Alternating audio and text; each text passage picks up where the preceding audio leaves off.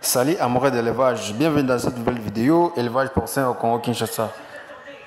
Dans cette vidéo, je vais vous parler de la mise bas. C'est quoi la mise bas? Il existe quel type, combien de types de la mise bas? Ok, c'est quoi d'abord la mise bas? La mise bas ou bien la parturition, c'est une étape qui consiste à mettre au monde une progéniture. Une définition courte, c'est l'aboutissement d'une grossesse. Et il existe combien de types de mise bas? Il existe deux types de mise bas. Il y a une mise bas, on appelle dystocique. La mise bas dystocique et la mise bas étocique. Dans la mise bas étocique, c'est la mise bas la plus simple et facile. Même l'éleveur lui-même peut surveiller la truie au moment de la mise bas jusqu'à la fin sans problème. Mais la mise bas dystocique, ou bien la parturition dystocique, c'est une étape où la truie, parce que ici je veux parler souvent de la truie, où la femelle a vraiment de fortes douleurs, des difficultés à mettre au monde, à donner naissance au porcelet. Voilà, comme ici, je veux parler de la mise bas d'une truie. Comment est surveiller la truie? Voilà. Que faire pour préparer la mise bas? Aménager d'abord un endroit propre, sec, agité et chercher un endroit calme, une chambre qui est calme, libre. Il faut déjà séparer la truie. Si peut-être la truie était ensemble avec, avec ses serres, il faut déjà les séparer bien avant. Il faut les séparer bien avant. Donc 8 jours avant, vous la séparez déjà. Et là-bas, si vous pensez que la mise bas aura lieu dans la nuit, donc vous pouvez directement installer la lumière. Surtout, vous pouvez mettre même des lampes infrarouges ou bien chauffantes. Donc voilà, à l'arrière de la truie, mais aussi au niveau des tétines. Donc il faut placer une lampe chauffante, mais des lampes infrarouges pour chauffer aussi la mère, et quand les porcelets vont commencer à naître, et aussi seront déjà chauffés. Et maintenant, que faire pendant la mise bas? Il est très important d'abord d'avoir une attitude calme pendant que la truie met bas. Il faut être discret. Donc, même pendant la mise bas, il faut surveiller que tout se passe bien et que les porcelets naissent à environ 15 à 20 minutes d'intervalle. Donc 15 à 20 minutes d'intervalle. Il se peut que pour les premiers porcelets, le délai soit plus long. Si c'est très long, donc il faut directement contacter votre vétérinaire.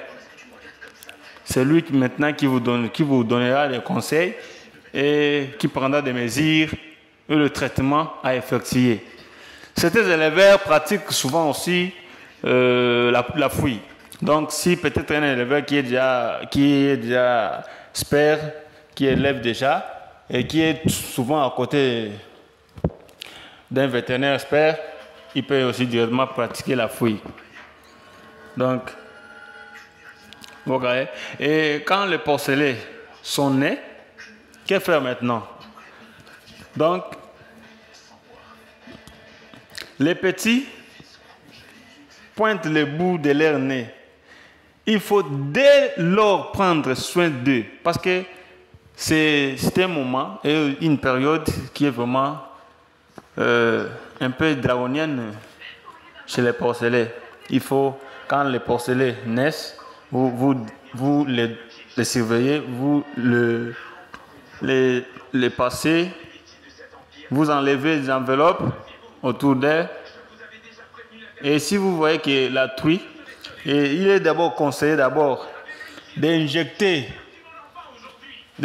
une dose d'un antibiotique qui pourra, donc, après avoir fait sortir un ou bien 2, 3, 4 porcelets, vous pouvez directement leur donner aussi, injecter à la mère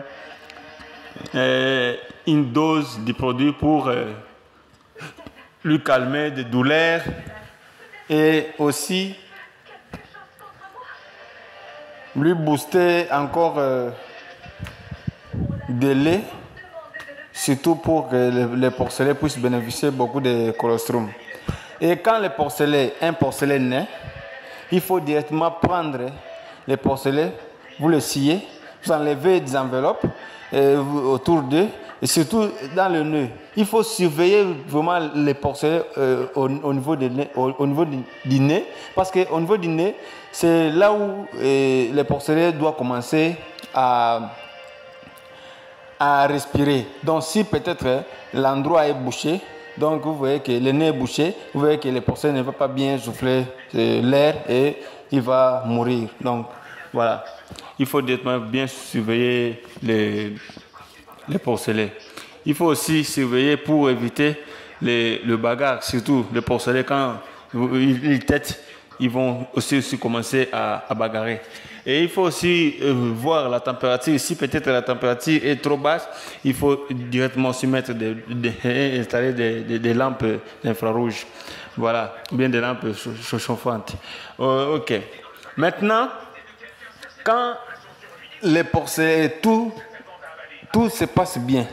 Et maintenant, vous constatez que même là-bas, la truie continue toujours à mettre bas. Et quand la truie sort déjà, les porcelets comme ça, il faudra directement récupérer les porcelets. Vous voyez comment est-ce que je pratique?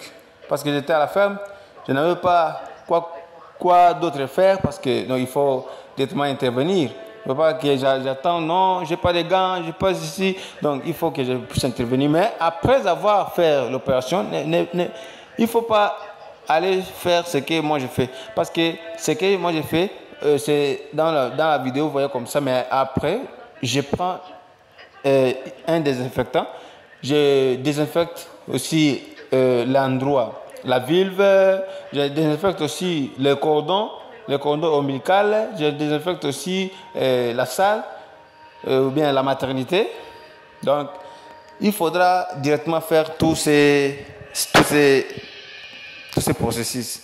Donc, pour que vous ne puissiez pas avoir des risques ou avoir des problèmes, que les porcelles puissent mourir sans cause. Donc, il faut être vraiment très vigilant lors de la mise bas.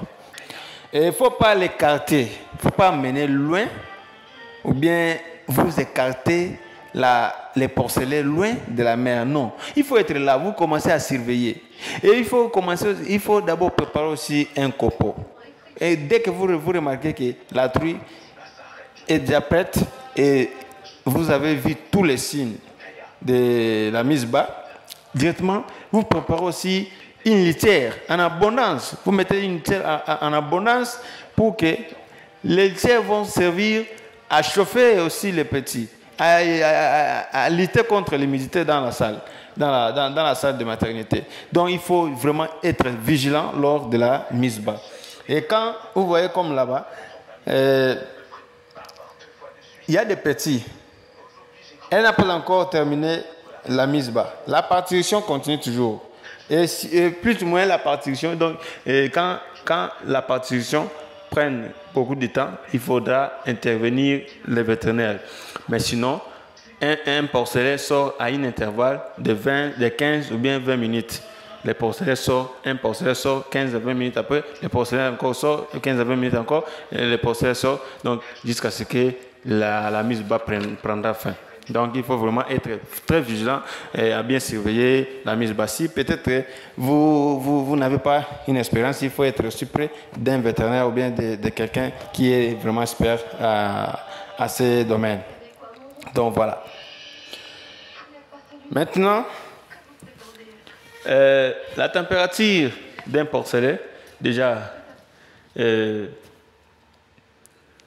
à la naissance déjà, donc, un porcelet déjà à la naissance a une température de 30 degrés Celsius.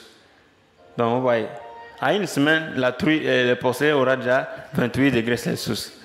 Donc, elle-même, la mère, lors de la mise bas, en lactation, donc, en lactation, elle aura maintenant une température de 10 à 15 degrés Celsius. Donc, vous voyez. Donc, il faut vraiment surveiller le porcelet lors de la mise bas. Pourquoi le froid est-il un problème? Parce que les porcelets qui ont froid vont perdre de l'énergie à trembler. Donc, quand il y a le froid dans la maternité, les porcelets vont commencer à trembler. Et c'est vraiment un grand problème pour les porcelets. Et les porcelets vont risquer aussi de mourir tous ensemble. Donc même si la truie met bas 15 porcelets, 10, 12, 13. Donc s'il existe le froid, donc dans la salle de maternité, tous les porcelets vont mourir. Donc, il faut vraiment être prudent et jouer cette technique. Voilà. Et maintenant, on y va. Et pourquoi les niches et comment les fabriquer? Les niches, d'abord, c'est quoi? C'est ce que je venais de dire, la litière. Donc, il faut mettre une litière en abondance. Une litière en abondance pour éviter le froid. Donc, dans cette période, il faut vraiment être prudent et bien surveiller la mère et ses petits. Voilà. Donc, comme là-bas, ouais. Quand j'ai terminé avec la surveillance, j'ai donné maintenant le traitement à la mère pour que la truie qui vient de mettre bas, leur mère, puisse aussi bénéficier de la force pour qu'elle se mette debout et marcher et qu'elle ne sente plus trop de douleur dans son corps. Donc pour protéger et lui prévenir aussi des infections. Donc voilà. Et les porcelets, quand vous le sciez, il faut directement lui dresser la tétine. Donc c'est vraiment difficile pour que un porcelet maîtrise une seule tétine jusqu'à ce qu'il deviendra grand et au sévrage. Non. Donc, les porcelets têtent dans des différentes tétines. Il peut prendre cette tétine, il passe encore dans une autre tétine. Donc, c'est toujours comme ça. Donc, il faut, une fois la mise bas est terminée, il faut prendre un porcelet, vous le faites dresser devant une tétine pour qu'elle puisse bénéficier du colostrum. Le colostrum, c'est très important. C'est vraiment très important pour les porcelets nouveau-nés. Donc, si peut-être les porcelets ratent ces colostrums, vraiment, vous avez la chance à 100% pour que les porcelets puissent mourir tous ensemble. Vraiment, si vous voulez que vos porcelets puissent survivre jusqu'au sévrage et bien, en bonne santé, sans problème de diarrhée, donc il faudra qu'ils puissent bénéficier rapidement du colostrum dans une heure qui suit la mise bas. Donc il ne faut pas mettre les porcelets et la mère à l'écart et attendre une heure, 2 heures, après vous lui donnez les petits pour qu'elle puisse les allaiter. Non. Il faut directement faire allaiter vous-même les porcelets. Vous la dressez la tétine et à ce moment-là, le porcelet va commencer à téter lui-même. Quand il va téter, donc il bénéficie directement du colostrum. C'est vraiment très important pour les porcelets. Donc, il est vraiment indispensable de surveiller les premiers tétés. En effet, les nouveaux-nés doivent prendre du colostrum. Donc, c'est les premiers laits. Il faut donc les aider à téter pour les plus petits. Cela peut paraître contraignant, mais un porcelet de sauver, c'est un porc charcutier en plus. Ouais. Donc vraiment très important. De plus, il faut veiller à ce que les porcelets aient suffisamment chaud. En effet, s'il a froid, si le porcelet a froid, donc il ne va pas bouger, il ne va pas aussi bien téter. Donc, pas aussi boire du colostrum, donc le porcelet va mourir. Et vraiment, j'ai parlé sur... Si vous avez bien suivi ma vidéo, j'ai plus parlé du froid, de la surveillance et du colostrum. Et surtout, veillez plus que la truie ne puisse pas piétiner ses petits. Parce que au cours de la mise bas, ou bien autrement appelé la période qui suit la mise bas, c'est toujours, on appelle ça, dans le péripartum. Donc péripartum, en péripartum, il faut vraiment suivre bien et surveiller bien la truie pour qu'elle ne puisse pas piétiner ou s'asseoir sur le petit. Donc il faut vraiment être prudent. Parce que si il commence à piétiner, si la truie commence à piétiner les porcelets, c'est risquant. Les porcelets sont vraiment très fragiles dès leur naissance. Donc quand la truie elle piétine, ils ne vont pas aussi commencer à bien marcher et ils n'auront pas aussi assez de courage pour bien téter. Donc, il faudra bien surveiller la mère pour qu'elle ne puisse pas piétiner les petits. En effet, il faut réserver aussi quelque chose d'important comme la nourriture. Il faudra mettre aussi de la nourriture pour que la truie puisse commencer à manger pour qu'elle ne puisse pas manger ses petits. Donc, il faut être vraiment très vigilant lors de la mise bas. En effet, dès que vous terminez la mise bas, vous prenez la salle, vous désinfectez la salle de la mise bas. Et quand vous désinfectez, il faut surtout voir s'il y a des os qui se sont peut-être égarés quelque part, des urines de la mère. Il faut aussi enlever ça pour ne pas infecter les petits.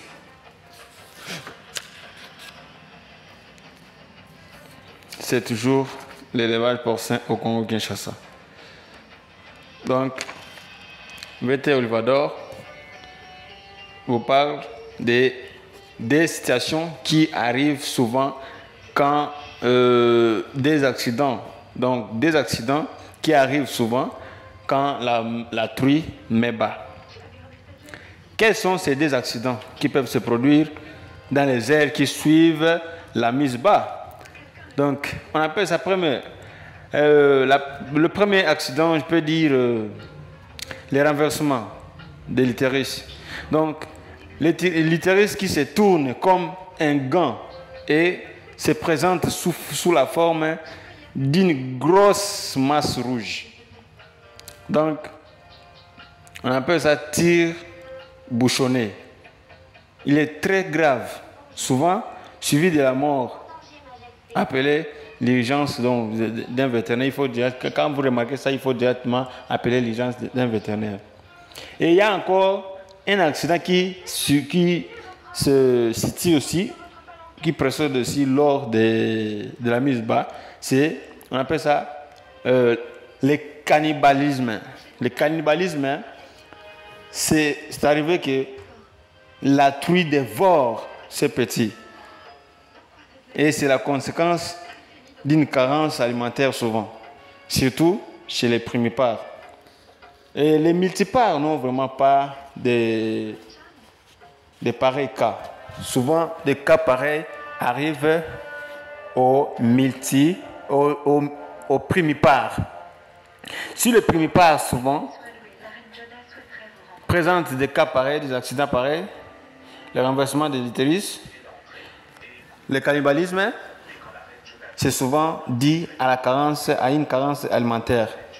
Donc, raison pour laquelle, lorsque votre truie est gestante, il faudra bien la nourrir pour qu'elle puisse bien mettre aussi bas sans problème ni accident.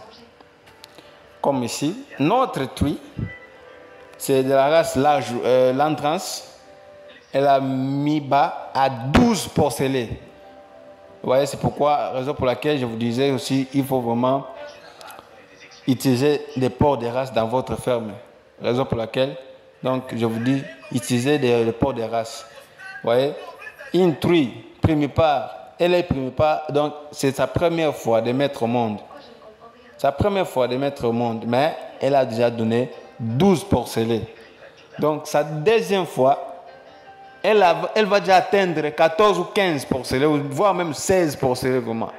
Parce que vraiment, j'espère à mon Dieu pour qu'elle puisse aussi mettre bas, même 16 ou bien 17 porcelets pour sa deuxième mise bas. Vraiment, c'est vraiment très, très, très, très bon. Il faut utiliser des porcs de race dans la ferme, dans votre élevage. Il ne faut pas utiliser n'importe quelle race qui va vous donner 5 porcelets, 4 porcelets. Donc, c'est vraiment, vous faites des pertes de temps. Utilisez des porcs de race.